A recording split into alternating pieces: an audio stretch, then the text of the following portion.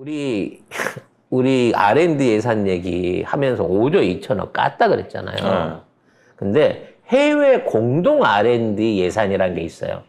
해외 업체나 기업들하고 같이 연구하는 R&D 예산인 거죠. 이건 1조 원을 늘렸습니다.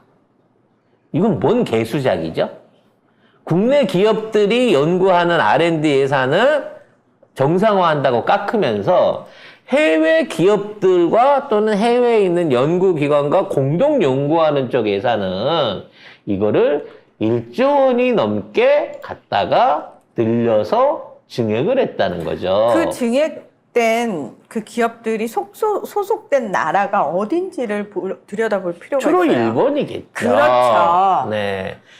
결국 이 나라가 나라 돈 쓰는 게 이런 정말 이런 유입니다. 해외 공동 R&D에 1조 8천억을 했는데 전년도에 5천억 수준이었어요. 그러니까 여기는 막 퍼주는 거야.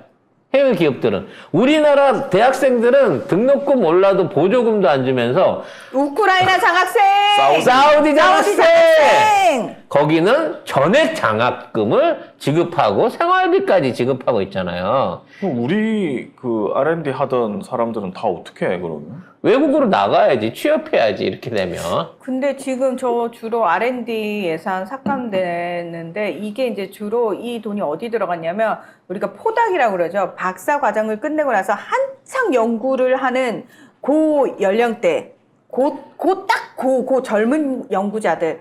어차피 나이 든 연구자들은 다 짱 박혀서 어딘가에서 한 자리를 다 하고 있어. 이 사람들은 큰 타격이 없어. 근데 딱 박사 후 포닥 딱 그 한창 연구할 때 여기는 진짜 계속해서 프로젝트를 받지 않으면 이 연구가 끊어질 수 있는 이 사람들부터 다 잘리는 거예요. 그러면 지금은 문제가 없대요. 근데 중요한 건 이 사람들이 지금 수백 명이 또는 수천 명이 잘려나가 버리게 되면은 당장 5년 후, 10년 후만 돼도 이게 뚝 끊어지는 거예요. 없어지는 거예요. 그러니까 없어지는 거. 이유가 지금 개망해 가고 있는 이유 중에 하나가 그런 거예요.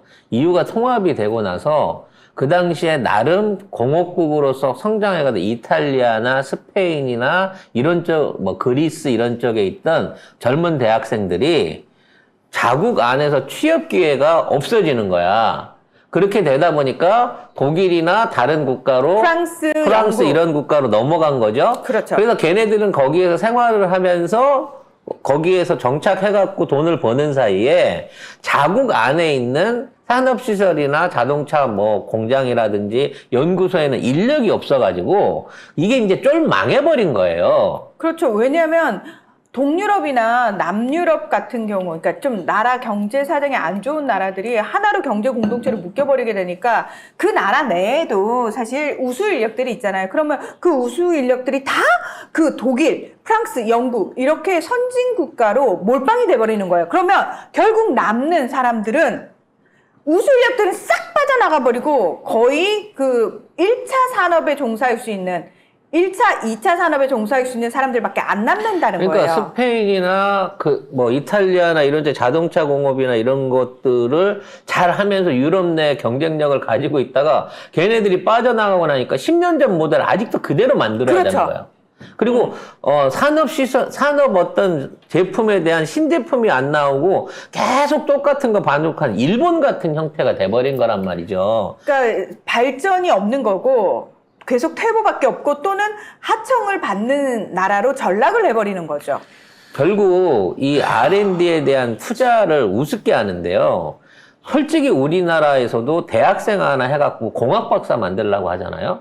그러면 본인이 직접 내는 비용도 4억 원, 5억 원이지만 학교나 사회나 그 연구시설들이 그 사람한테 투자하는 비용은 수십억 단위예요. 그러니까 그 안에서 똑똑한 박사 하나 만들어가지고 뭔가 신제품의 신기술을 통해갖고 그 사람이 국가에 기여를 해줘야 거기에 그동안 이 R&D나 대학이나 이런 쪽에다 투자했던 이런 것들이 말하자면 그 성과를 찾을 수가 있는데 지금 이런 방식으로 이제 과실을 딸 때야. 그동안 초등학교 때부터 대학원까지 해갖고 열심히 투자해갖고 이제 얘네들을 연구시켜서 본격적으로 뭔가를 만들어야 되는데 요 상황에서 R&D를 끊어버리니까 얘네들 평생 해왔던 건데 30년 동안 공부만 해왔던 애들 어딜 가겠어요. 이거 할 수 있는 대로 대거 이적한다는 거예요. 그래서 제 그 포닥 선생님 이제 친한 선생님 한 분 계셨는데 쌤한테 물어봤어요. 쌤 그러면 이제 어떻게 돼요? 그랬더니 이제 우리 생각에는 이렇게 R&D 예산 깎이고 그럼 부글부글 해가지고 이 정부에 대해서 막 반감을 가지고 그러지 않을까 그랬는데 이 포닥들은 다 그냥 내가 뭐가 부족했나? 이러면서 너무 착하네. 그러니까 왜냐면 그거밖에 연구 모르니까. 노예네. 정치에 관심이 없으니까 구조적으로 사회 구조의 문제라는 생각을 못하고 그냥 내 연구 성과가 별로였나? 라고 생각을 하면서 접거나 뭐 빨리 딴 길을 찾아야 되나? 또는 지금 말씀하신 것처럼 아예 이걸 가지고 외국으로 계속 연구를 할 수 있게 해주는 외국으로 가거나 이렇게 그냥 뿔뿔이 다 흩어져 버린다는 거죠. 그래서 이런 예들이 처음 시작 때부터 계속 반복되고 있어요. 제가 몇 번에 걸쳐서 얘기했는데 국내에 있는 기업들의 어떤 연구 성과나 이런 것들에 대해서 저작권이라든지 특허권을 보장해주지 않는 그 시점부터 시작해갖고 일반적인 우리가 연구하고 있는 연구원들이 국내에서 정착해갖고 성공할 수 있는 길을 다 잘라버리고 있단 말이야. 그렇죠. 그리고 최근 들어서 이제 가장 대표적인 게 항우연이에요. 우주항공기술연구소. 이거 그 커피차를 보낼 때 그 알아봤어요. 커피차 보내놓고 해체해버렸잖아. 그러니까요. 거기 있는 연구원들이 대부분 한화나 해외 기업으로 전부 다 이적을 했어요. 이건 의도적으로 이렇게 몰아간 거야. 근데 이거 진짜 여기서 첩자 잘 심었네라고 우리 찐사랑님이 쓰셨는데 진짜 가끔 그 생각이 드는 거예요. 진짜 일본이 왜 우리 광복 이후에 나가면서 당시에 그러고 나왔잖아요. 이 조선은 내가 다시 그러니까 절대로 일본으로부터 벗어나지 못하고 자립하지 못하도록 내가 만들어놨다라는 식으로 자신감 있게 얘기를 하고 나갔잖아요. 그래서 웃기고 있네 이랬는데 혹시 그게 지금 빛을 발하는 그때 말했던 그건가?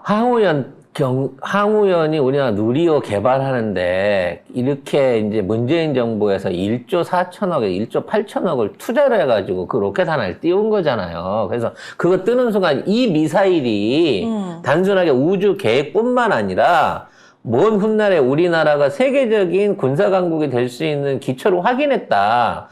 이게 호주 앞바다에 떨어지고 더미까지 들고 더미를 포함해서 호주 앞바다에 떨어졌는데 우리 잠수함이 건져온 거 보고 이거는 100% 우리가 대륙간 탄도미사일에 성공했다는 증표로 봐도 된다라고 제가 그렇게 거품을 물면서 단서를 조항을 달았던 게 있어요. 이거 못 지키면 미국이 이거 해체해서 이 기술 뺏어가거나 이 기술 못 쓰게 만든다라고 했는데 진짜 윤석열이 해체를 해버렸어요, 항우연을.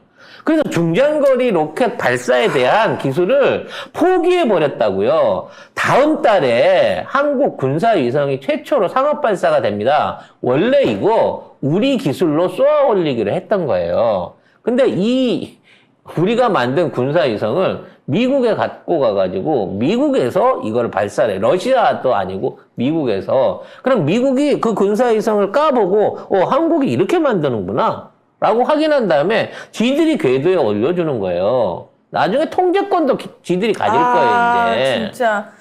우리가 단독으로 하기로 준비되어 있었던 모든 기술들이 다 사라지고 있는 거예요. 그래서 앞으로 우리는 중장거리, 이게 10,000km 이상, 5,000에서 10,000km 이상을 날아갈 수 있는, 우리가 13,000km까지 확보를 했고, 17,000km까지 가능하다 그러는데, 그 중장거리 로켓 개발에 대한 모든 기술이 국가에서 사라지고 하나로 넘어갔어요. 그럼 하나가 장거리 미사일 계획을 실험하고 이 시험을 하겠습니까?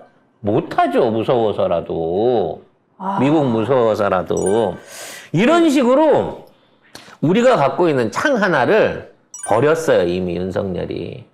그리고 계속해서 이런 식으로 하나씩 둘씩 우리 미래의 먹거리들을 파괴하고 있는 겁니다. 1945년에 당시 조선 총통이었던 아베 노부유키가 당시에 조선을 떠나면서 이런 말을 남겼어요. 우리는 패했지만 조선은 승리한 것이 아니다. 장담하건대 조선민이 제 정신을 차리고 찬란하고 위대했던 옛 조선의 영광을 되찾으려면 100년이라는 세월이 훨씬 더 걸릴 것이다. 우리 일본은 조선민에게 총과 대포보다 무서운 식민교육을 심어놓았다. 서로 이간질하며 노예적 삶을 살 것이다. 그리고 나는 다시 돌아올 것이다. 그 신민사관 중에 가장 대표적인 일본이 국내에 적용했던 제도가 검사제도입니다. 검사. 이 무소불위의 기소권을 가지고 판결까지 내릴 수 있는 검사제도, 지금의 사법체계의 근간을 만든 게 외놈들인 거예요. 왜? 독립운동가들 잡아놓고 사형하고 막 이런 거, 이 강압적인 폭압 정치를 하기 위해서 지들은 법으로 한다 그래 놓고 검사를 지네들이 교육시켜서 내보낸 거예요.